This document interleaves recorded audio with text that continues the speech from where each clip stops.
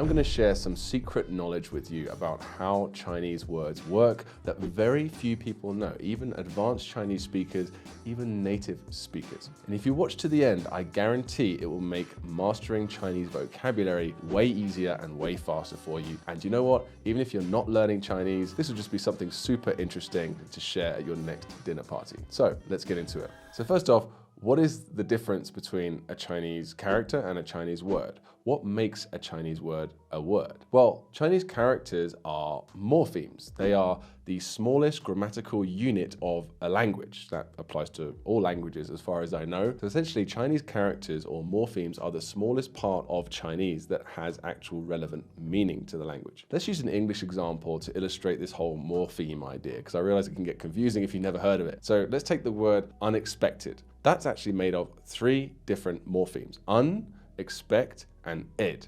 Un and ed certainly carry meaning. They add meaning to the final word, unexpected, but they cannot be used alone. Expect, on the other hand, can stand alone. It is its own word, and characters function in exactly the same way. So all characters are morphemes, or meaning chunks, as I like to call them, but not all characters are words. So, for example, 走 meaning walk, 人 meaning person, 山 meaning mountain, or 吃 meaning eat.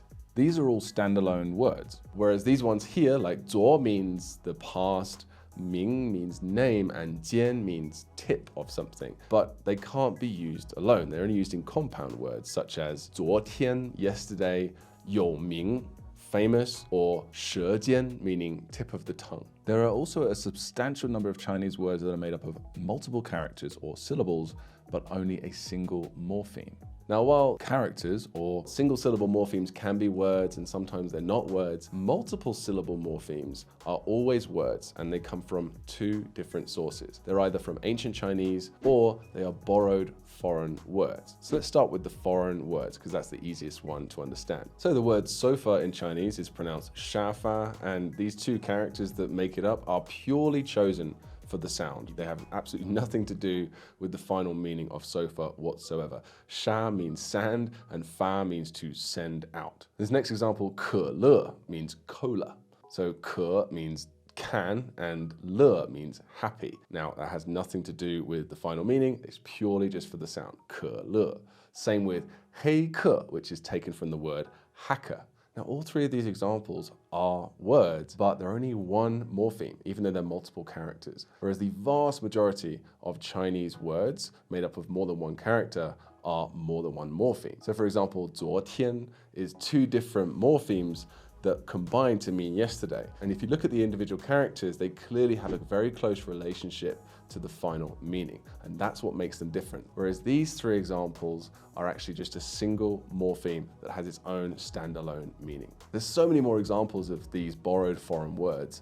巧克力 is chocolate, 迪士尼 is Disney, 奥林匹克 is Olympics. And then there's a very small collection of these multiple character single morphemes that are taken from ancient Chinese, such as 蝴蝶. This one means butterfly, but the individual characters are not used anywhere else for any reason. They only go together. Another example of this is the very old word 徘徊, which means to hesitate, but again, these 2 characters aren't really used anywhere else for any other reason except for in this word together. So all those words made up of 1 morpheme, whether it's a single character or a multiple character morpheme, they are called pure words, or 单纯词, and they make up a relatively small but significant amount of Chinese vocabulary. But the vast majority, as I mentioned, are multiple morpheme words combined together, or compound words. And a long time ago, Chinese didn't have any of these compound words. They were just naturally created along with the evolution of the language as more specific meanings needed to be conveyed. Now, ancient Chinese used to be monosyllabic. Most words were just a single syllable, but this created a lot of homophones, and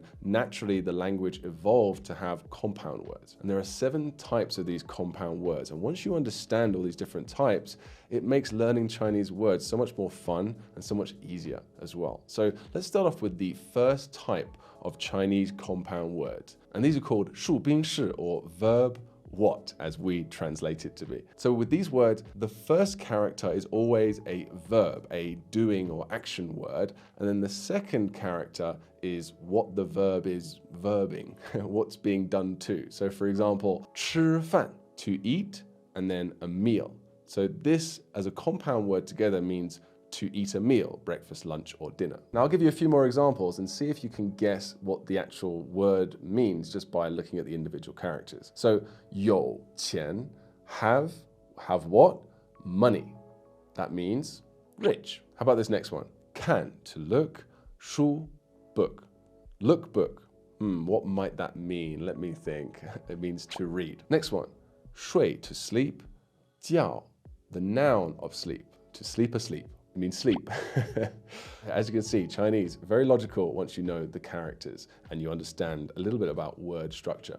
Now this last one's a lot tougher, but I think you can guess it if you think about it. 枕 means to rest, and 头 means head. So 枕头 means pillow. So it's not always verbs doing words, it's not always adjectives describing words.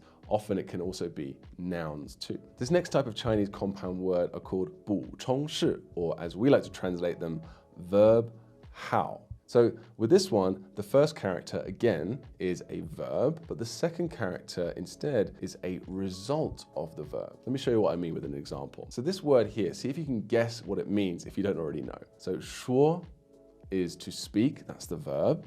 And the second character is 明, which means bright. That's probably the main definition of this character, but in this context, it means its secondary definition of clear. So if I speak until the result is clarity, what am I doing? Explaining. So 说明 means explain. Here are some more examples. 提高. So 提 means to raise, and 高 is the result. So I'm raising it until it's tall or high. So what I'm doing there is increasing or improving. 起, to rise until I fly. The result of me rising is flying. 起飞 means to take off, as in when you're on a plane and the pilot says, 我们马上就要起飞了. Now, understanding this particular verb how structure will make directional complements really easy. So things like come here, go there, go up, come down. So for example, 过来. 过 means to cross, as in to cross a room, and 来 means to come. So cross the room until you have come to me. So come here, 过来. How about the word 放下? 放 means to release, and 下 means down. So that means to put something down. Now this next type of Chinese word is called 偏正式, which we translate to be biased. Now the reason why we translate it that way is because the second character in this word is always much more important. It signifies the category of the word, and then the first character simply adjusts that main category. It's almost like the subcategory. Let me show you what I mean. So let's look at the word 飞机. So the second character signifies that this is a machine. Now, 飞 signifies that it is a flying machine specifically. So we've got main category, 机, machine, subcategory, flies. So 飞机, a flying machine, would be, any guesses? Airplane. There's tons more of these, and they can be nouns or objects, adjectives, or they could also be verbs. So let's look at some more nouns. 工人 means literally work person, and that means worker, someone like in a factory or something. 巨人, on the other hand, means giant person, so giant. 女人, female person, would be a woman, and 白人, white person, would be white person. Some examples of doing words, verbs for this would be 工作.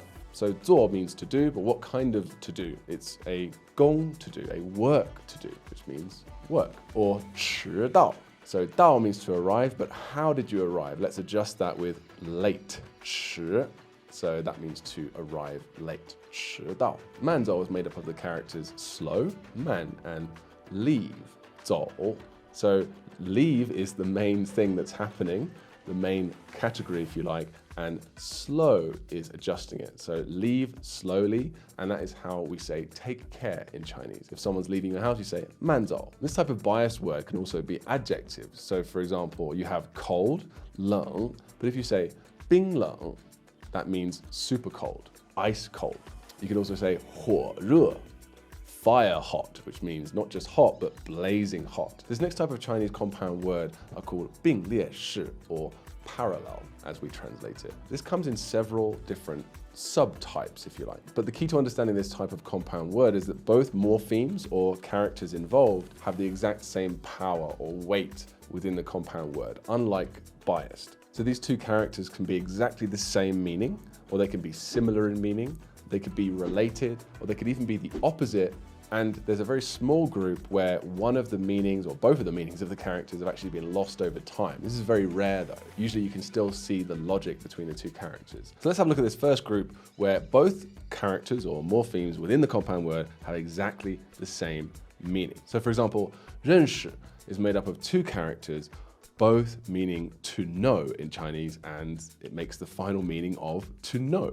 自己 means self, and 自 and 己 both mean self. 帮 and 助 both mean help, and it makes the word 帮助, help. 朋友 means friend, both characters mean friend.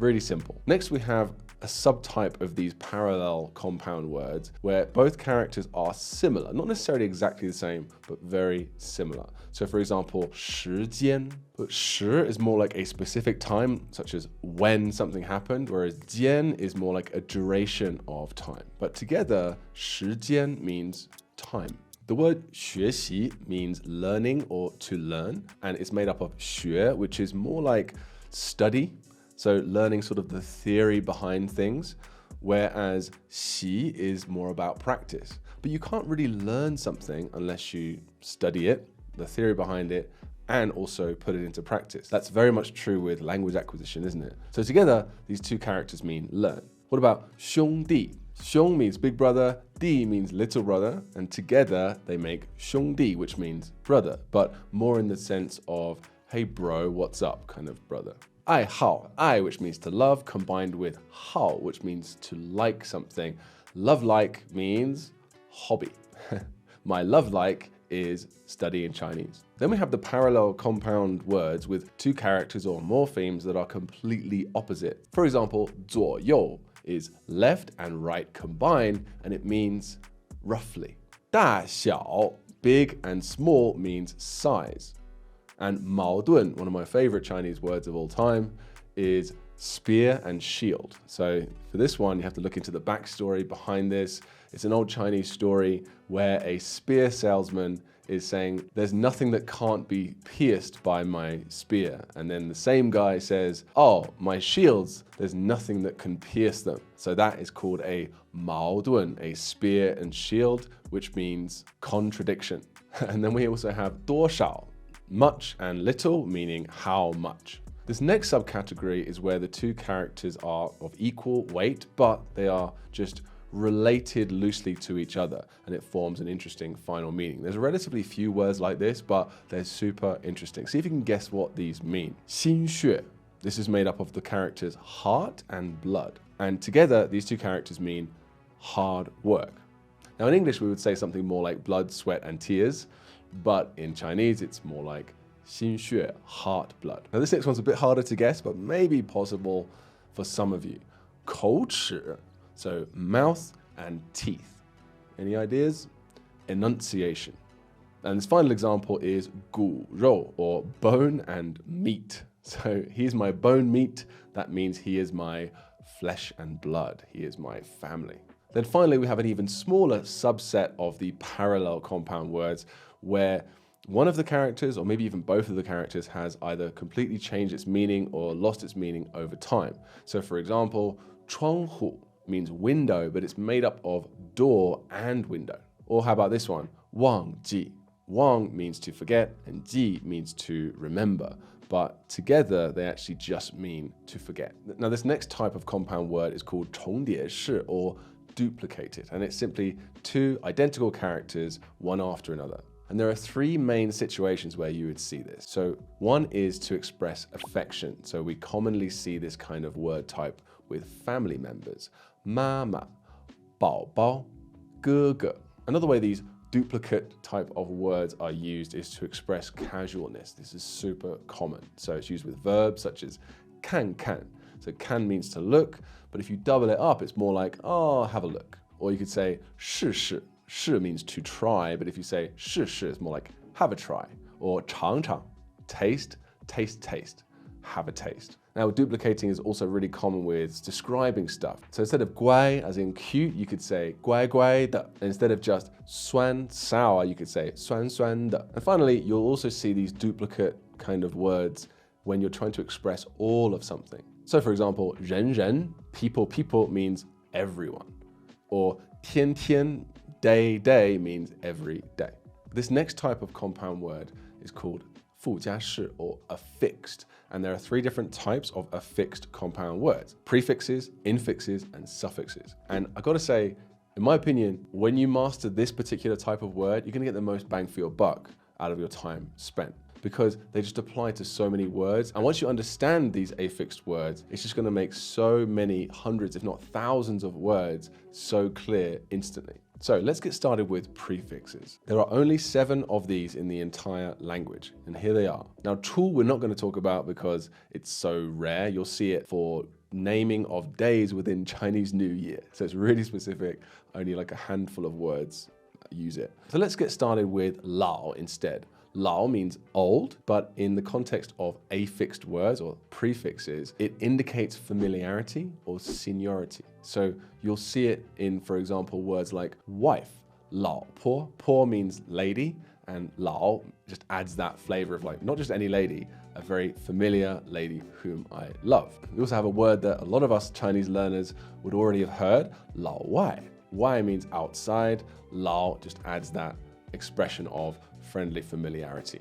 Now, it's not always used in a friendly way, but generally it's okay. It's pretty neutral. A lot of Chinese people also like to put Lao before their last name and just have people address them as Lao, whatever their last name is. So for example, Liu is a very common Chinese last name, and I have a personal friend called Lao Liu. That's how he likes to be called. Next, we have xiao, which is used in exactly the same way as lao, but just for younger people, I guess. So instead of lao liu, we could have xiao liu or xiao zhang or xiao wang, whatever your last name is. Then, of course, you have xiao ji, xiao mao, xiao gou for chicks, kittens, and puppies, respectively. Then we've got hao and nan, and I'm teach these together because they're the opposites of each other and they're used in the same way. So hao means good or easy, and nan means bad or hard. So you can attach this to a bunch of different characters and it creates tons of compound words. So for example, 好看 means pretty, good look, or easy to look at if you like. 难看 means ugly. 好吃 means delicious, easy eat or good eat. And 难吃 means hard to eat or bad to eat. That means gross, not delicious. Next we have 可, which when used as a prefix for compound words, it kind of adds the feeling of able, A-B-L-E, to a lot of words. So for example, 爱 means love, and 可爱 means lovable or cute. 笑 means to laugh or smile, and 可笑 is kind of the derisive word ridiculous or laughable. Then finally we have 第, which when put in front of numbers makes them ordinal. So 第一 means first, 第20 means 20th, etc. All right, let's move on to the infixes. So there's only 2 of these, and it's the characters 的 and 不. And these 2 characters as infixes only work with one of the 7 types of compound word,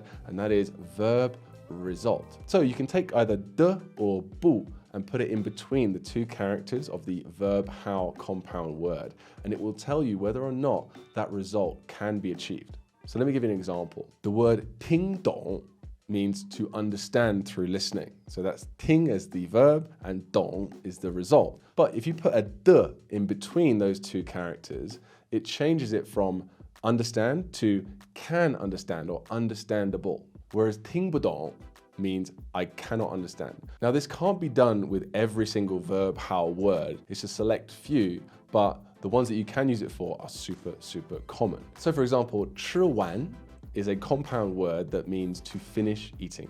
你吃完了吗? Have you finished eating? But if you put a 的 in between the 2 characters, that's 吃得完, and that expresses I can finish eating this meal. But if you say 吃不完, then you're saying, sorry, I can't finish this meal. 我吃不完, 我已经吃饱了. I'm full, 我吃不完. Then finally we have suffixes. characters or morphemes that go on the end of compound words to give them a different meaning. So let's start with which is really common in the north of China. And what it does is makes the word more casual. So for example, instead of saying 那里, we might say 那儿. It makes it slightly more casual. Or instead of saying 玩, we could say 玩儿.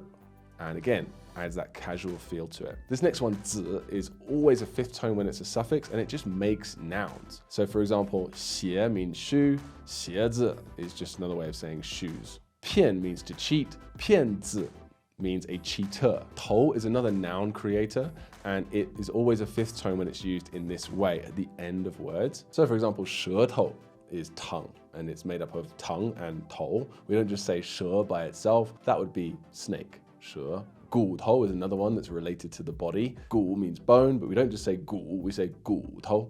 Then we have 尽头, which means the end of something, often used when you're giving directions.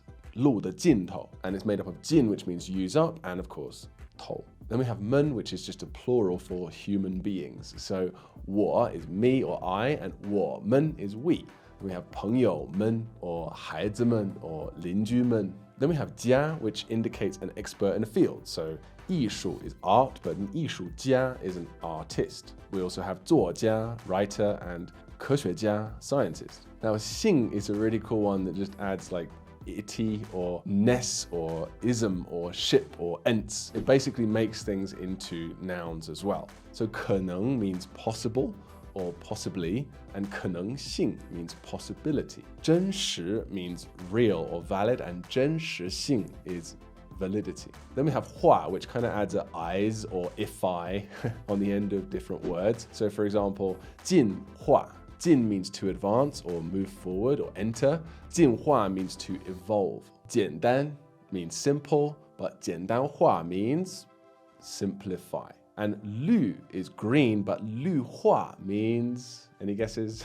To a forest or add some green to a city by building parks, that kind of thing. This is a really common notion in China these days. We can also add 学 on the end as a suffix, which adds kind of a history or ology to words. So for example, 社会 means society, and 社会学 is sociology, the study of society.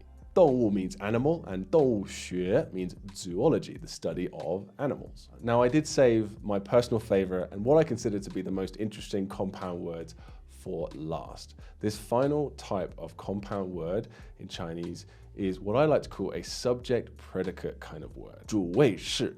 So basically, this is a mini sentence within a compound word. So for example, the word 地震 is made up of 地, which means ground, and 震, which means to vibrate. And you could probably predict that this means earthquake. Another example, 民主. 民 means citizen, and 主 means to rule or to host. So if the citizens rule, that is the word for democracy. 年轻, years are light. So remember, predicate is not always a verb, it could be an adjective too.